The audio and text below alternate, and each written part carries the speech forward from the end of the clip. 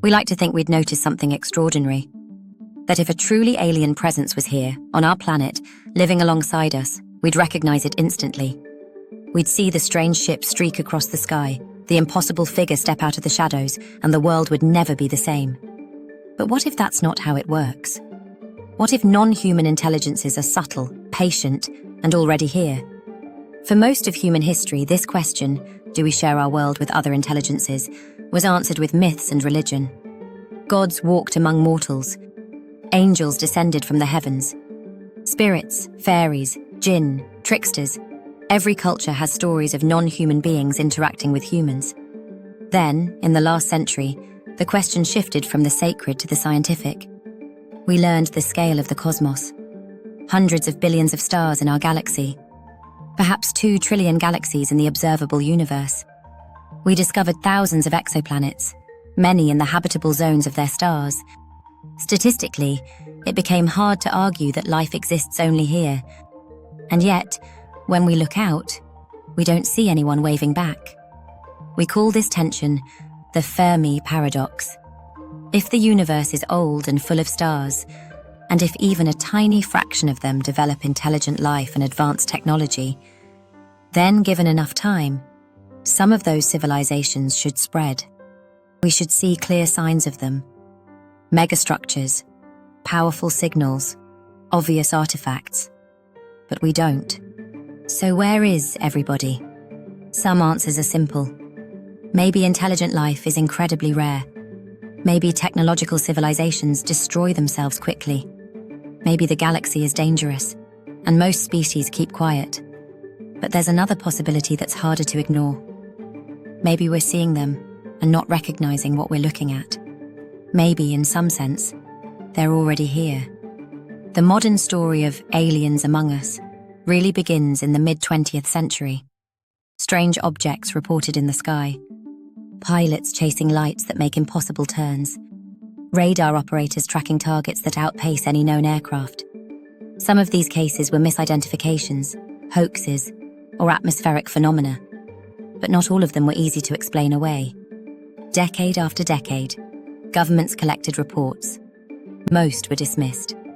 A residue remained, incidents with multiple witnesses, multiple sensor systems, and performance that appeared to exceed human technology.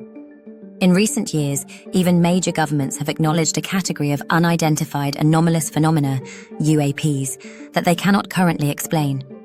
This leads to the first major family of theories that if aliens are present, we're not seeing their bodies, we're seeing their machines. When we explore Mars, we don't send people. We send robots, rovers, orbiters, landers. From Mars' perspective, if it had one, the first Martians from Earth were machines on wheels with cameras and antennas. So one idea is that advanced civilizations might explore the galaxy the same way, with probes. These could be autonomous, self-replicating devices sent out millions of years ago, gradually spreading from star to star. A tiny fraction of them might end up here, monitoring Earth, sampling our biosphere, hovering unseen in high orbit, or occasionally appearing as those strange craft detected in our skies and oceans. In this probe hypothesis, aliens don't live among us as neighbors in human disguise. Instead, their tools do, quietly, cautiously, perhaps in places we rarely look. They might favor the deep ocean, remote regions, orbits that blend into space debris fields. To us, they'd appear as fleeting anomalies, objects without clear propulsion, slipping from sea to sky, vanishing faster than we can lock on. We dive beneath the waves. Darkness. Then sudden bursts of bioluminescent life. Jellyfish. Strange deep-sea creatures. A submersible's lights cutting through black water. The oceans are a perfect hiding place. More than 70% of Earth's surface is ocean, and the deep sea is less thoroughly mapped than the surfaces of Mars and the Moon. Another cluster of reports describes USOs, unidentified submerged objects, moving underwater at incredible speeds, or transitioning between water and air with no splash, no shockwave.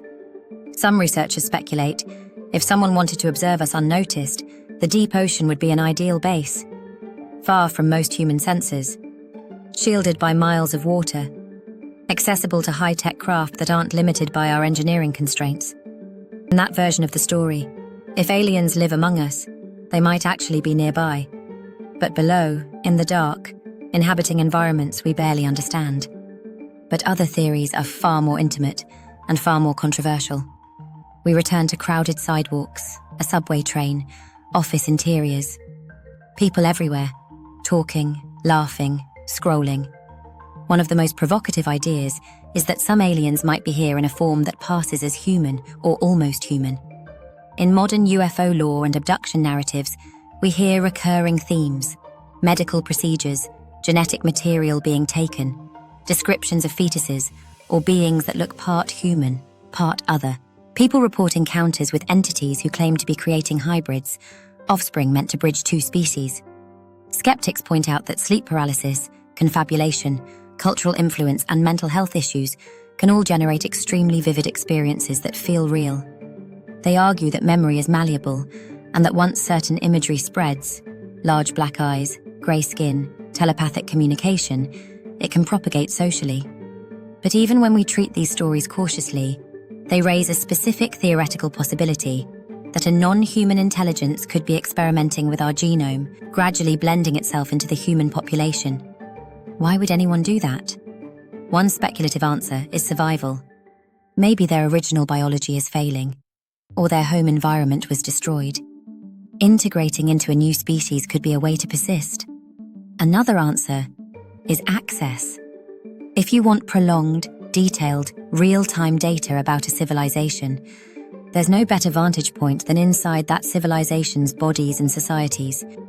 A hybrid that looks human, thinks mostly like a human, but carries a different perspective, might serve as an embedded observer. This leads to the idea of walk-ins, or disguised beings, individuals who are outwardly indistinguishable from humans, but whose consciousness, origin, or underlying biology is not entirely Earth native. There is no robust, peer-reviewed scientific evidence that hybrids walk among us. But the theory remains popular because it taps into something deep. The unsettling sense that the person next to you on the bus might not be what they appear. It strips away the comfortable distance of aliens up there in the sky and places them right here, in the next cubicle, behind the next pair of eyes. Old texts, illuminated manuscripts, spinning celestial diagrams. A different set of theories points not to the future, but to the deep past. Maybe aliens don't just live among us now. They may have been here longer than we have. This is the ancient astronauts or ancient contact idea. It suggests that advanced beings visited Earth thousands or tens of thousands of years ago, influenced early human cultures, and then either left or went underground, literally or figuratively. Proponents point to ancient myths of sky gods and star people, to texts describing fiery chariots, wheels within wheels, or shining beings descending from the heavens. They highlight architectural achievements like the pyramids, Nazca lines, or precise astronomical alignments in megalithic sites, and ask whether human cultures of that time really could have done this alone. Mainstream archaeologists, engineers, and historians answer firmly, yes, they could. Human societies are capable of extraordinary feats with time, labor, ingenuity, and motivation. There is no physical artifact from antiquity that unequivocally requires alien involvement to explain. But the mythological patterns are still there. Some theorists reframe the question. Instead of ancient astronauts, they talk about ultra-terrestrials, beings that might be native to Earth or its immediate surroundings, older than humanity, existing in parallel with us, rather than coming from distant stars. In that view, Earth might host more than one intelligent species. Ours, loud and rapidly expanding on the surface. Another, perhaps more subtle, living in niches we rarely access, underground caverns, deep ocean trenches, or even in forms of matter and energy we don't yet recognize. Throughout history, when humans came into contact with this other, they interpreted it through the lens of their culture, as gods, angels, fairies, demons, or nature spirits. Now, in an age dominated by science fiction and spaceflight, we interpret similar experiences as encounters with extraterrestrials.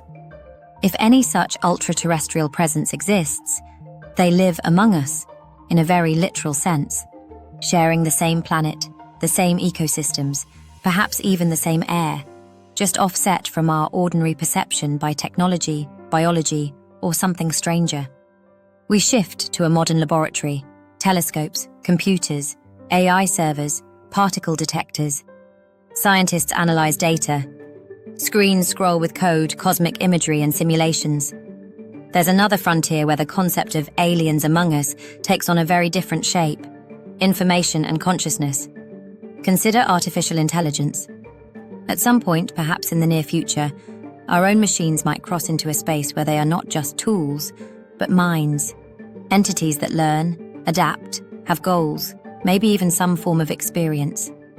They would be non-human intelligences created here on Earth.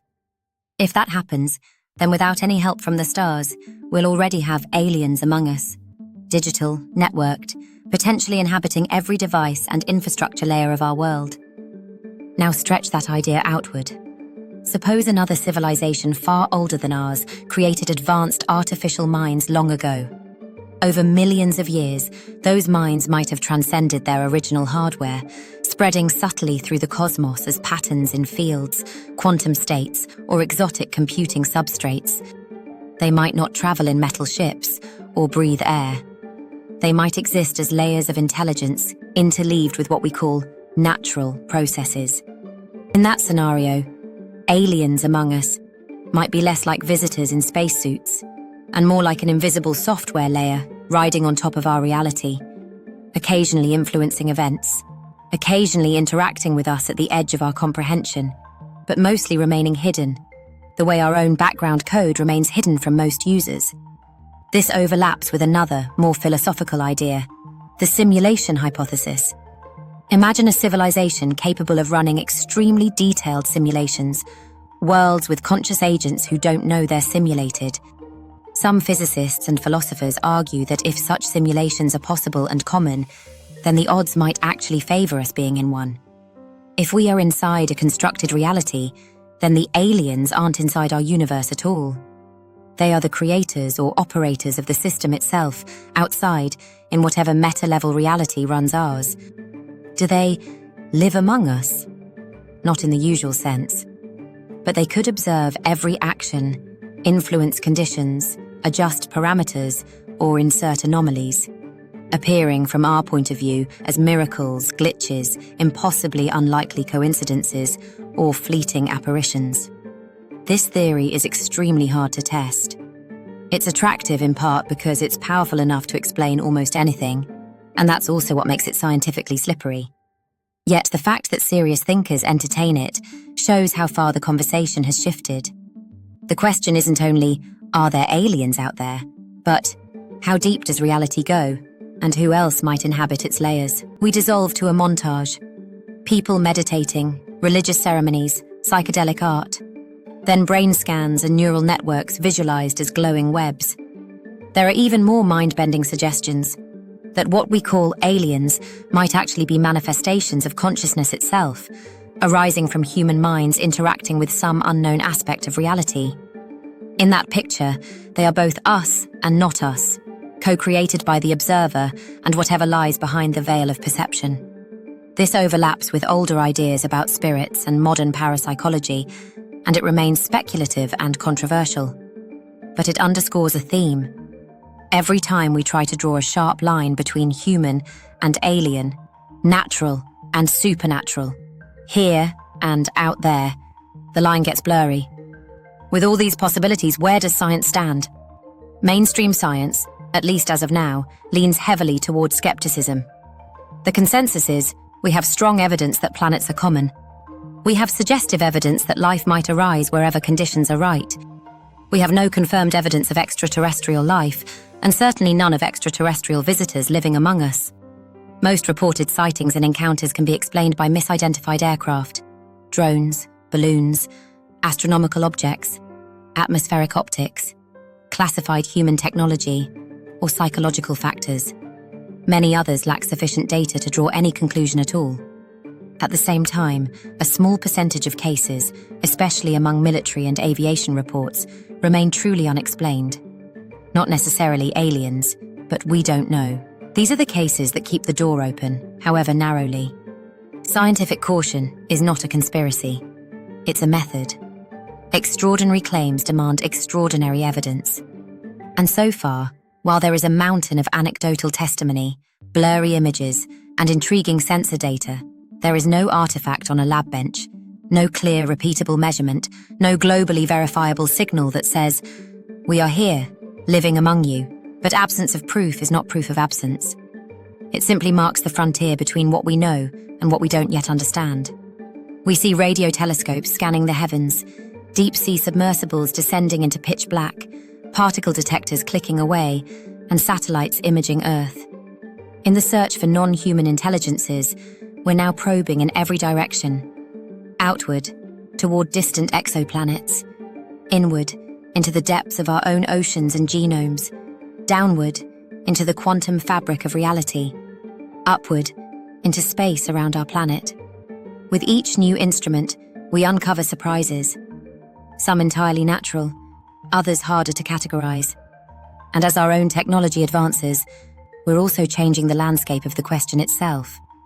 The day we finally detect a biosignature on an exoplanet's atmosphere, or receive a narrowband radio signal clearly made by intelligence, or create a machine that convincingly thinks, that day, our definitions of alien and us will have to evolve. So, do aliens currently live among us? Right now, the honest answer is, we don't know. But we can map the main possibilities. They might be here as probes or craft, occasionally observed as UAPs or USOs, mostly hidden, focused on long-term observation. They might share our world more deeply as a parallel or ancient intelligence, ultra-terrestrials, occasionally intersecting with our cultures under different names. They might, in highly speculative scenarios, walk among us in forms that look and act human, whether through genetic blending, advanced disguise, or something stranger. They might not be out there at all, but rather above or below our reality, as creators or operators of a simulated universe, or as widely distributed informational entities woven into the fabric of nature. Or they might not be here at all, and the first non-human minds we meet will be the ones we build ourselves. Each theory reflects not just our data, but our fears and hopes.